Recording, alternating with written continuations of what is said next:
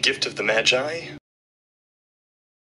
$1.87. That was all, and 60 cents of it was in pennies. Pennies, saved 1 and 2 at a time, by bulldozing the grocer and the vegetable man and the butcher until one's cheek burned with silent imputation of parsimony that such close dealing implied. 3 times Della counted it, $1.87, and the next day would be Christmas. There was clearly nothing to do but flop down on the shabby little couch and howl, so Della did it, which instigates the moral reflection that life is made up of sobs, sniffles, and smiles, with sniffles predominating. While the mistress of the home is gradually subsiding from the first stage to the second, take a look at the home.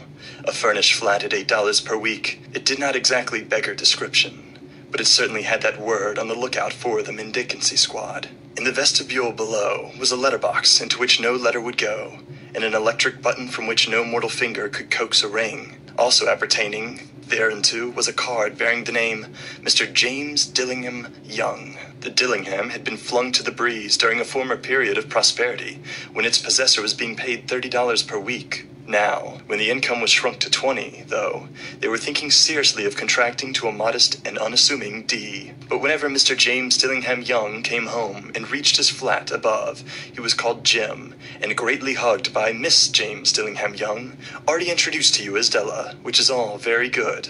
Della finished her cry, and attended to her cheeks with the powder rag. She stood by the window and looked out dully at a gray cat walking a gray fence in a gray backyard. Tomorrow would be Christmas Day, and she had only $1.87, with which to buy Jim a present. She'd been saving every penny she could for months with this result. $20 a week doesn't go far. Expenses had been greater than she had calculated. They always are. Only $1.87 to buy a present for Jim. Her Jim. Many a happy hour she had spent planning for something nice for him. Something fine and rare and sterling. Something just a little bit near to being worthy of the honor of being owned by Jim. There was a pier glass between the windows of the room. Perhaps you have seen a pier glass in an $8 flat. A very thin and very agile person may, by observing his reflection in a rapid sequence of longitudinal strips, obtain a fairly accurate conception of his looks. Della, being slender, had mastered the art. Suddenly, she whirled from the window and stood before the glass. Her eyes were shining brilliantly, but her face had lost its color within 20 seconds. Rapidly, she pulled down her hair and let it fall to its full length. Now there were 2 possessions of the James Dillingham Youngs, in which they both took a mighty pride. One was Jim's gold watch that had been his father's and his grandfather's. The other was Della's hair. Had the Queen of Sheba lived in the flat across the air shaft, Della would have let her hair hung out the window some day to dry just to depreciate Her Majesty's jewels and gifts. Had King Solomon been the janitor with all his treasure piled up in the basement, Jim would have pulled out his watch every time he passed, just to see him pluck at his beard from envy. So now Della's beautiful hair fell about her, rippling and shining like a cascade of brown waters. It reached below her knee and made itself almost a garment for her. And then she did it up again, nervously and quickly. Once she faltered for a minute and stood still while a tear or two splashed on the worn red carpet. On went her old brown jacket. On went her old brown hat. With a whirl of skirts and with the brilliant sparkle still in her eyes, she fluttered out the door and down the stairs to the street, where she stopped. The sign read, Madame Safrane, hair goods of all kinds. One flight up Della ran and collected herself, panting. Madame, large, too white, chilly, hardly looked the Safrane. Will you buy my hair? Asked Della. I buy hair, said Madame. Take your hat off and let's have a sight at the looks of it. Down rippled the brown cascade. $20, said Madame, lifting the mass with a practiced hand. Give it to me quick, said Della. Oh, and the next 2 hours tripped by on rosy wings. Forget the hashed metaphor. She was ransacking the stores for Jim's present. She found it at last. It surely had been made for Jim and no one else. There was no other like it in any of the stores, and she had turned all of them inside out. It was a platinum fob chain, simple and chaste in design, properly proclaiming its value by substance alone and not by meretricious ornamentation, as all good things should do. It was even worthy of the watch. As soon as she saw it, she knew that it must be Jim's. It was like him, quietness and value. The description applied to both. $21 they took from her for it, and she hurried home with the 87 cents. With that chain on his watch, Jim might be properly anxious about the time in any company. Grand as the watch was, he sometimes looked at it on the sly on account of the old leather strap that he used in place of a chain. When Della reached home, her intoxication gave way a little to prudence and reason. She got out her curling irons and lighted the gas and went on to work repairing the ravages made by generosity added to love, which is always a tremendous task, dear friend. friends, a mammoth task. Within 40 minutes, her head was covered with tiny, close-line curls that made her look wonderfully like a tranced schoolboy. She looked at her reflection in the mirror, long, carefully and critically. If Jim doesn't kill me, she said to herself, before he takes a second look at me, he'll say I look like a Coney Island chorus girl. But what could I do?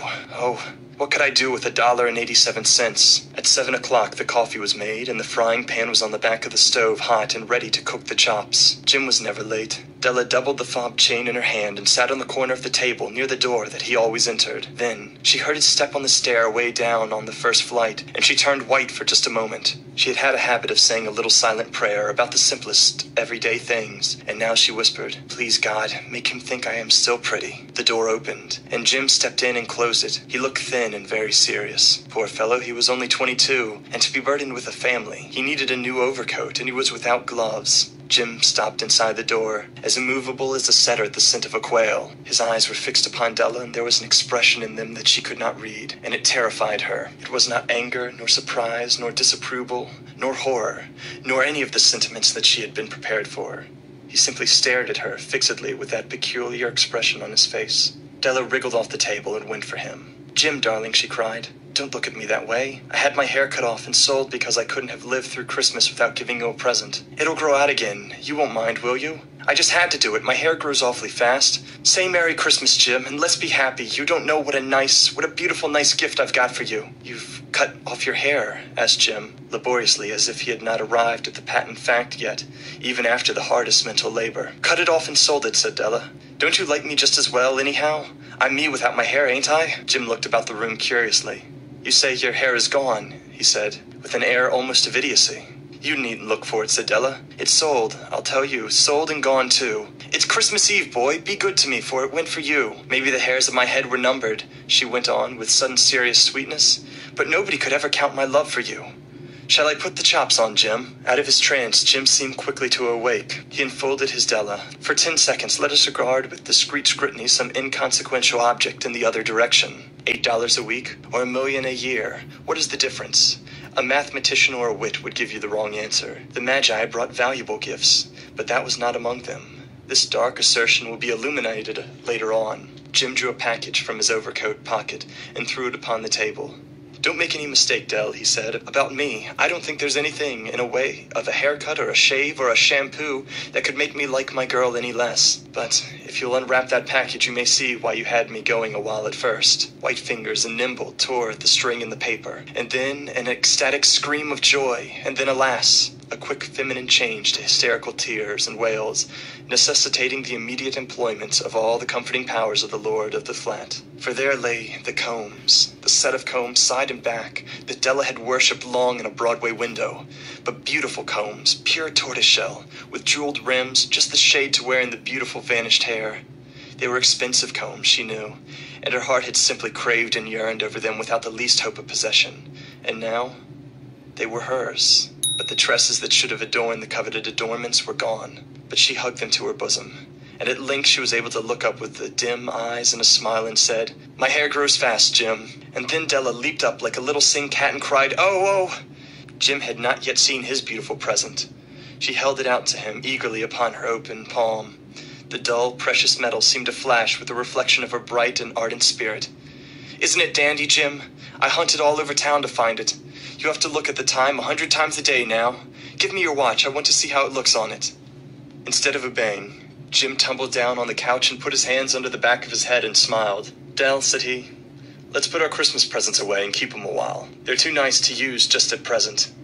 I sold the watch to get the money to buy your combs, and now suppose you put the chops on." The Magi, as you know, were wise men, wonderfully wise men, who brought gifts to the babe in the manger.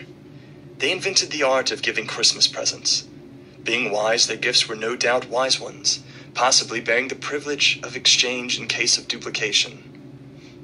And here I have lamely related to you the uneventful chronicle of 2 foolish children in a flat, who most unwisely sacrificed for each other the greatest treasures of their house. But in a last word to the wise of these days, let it be said that of all who give gifts, these 2 were the wisest. Of all who give and receives gifts, such as they are wisest. Everywhere they are wisest. They are the Magi.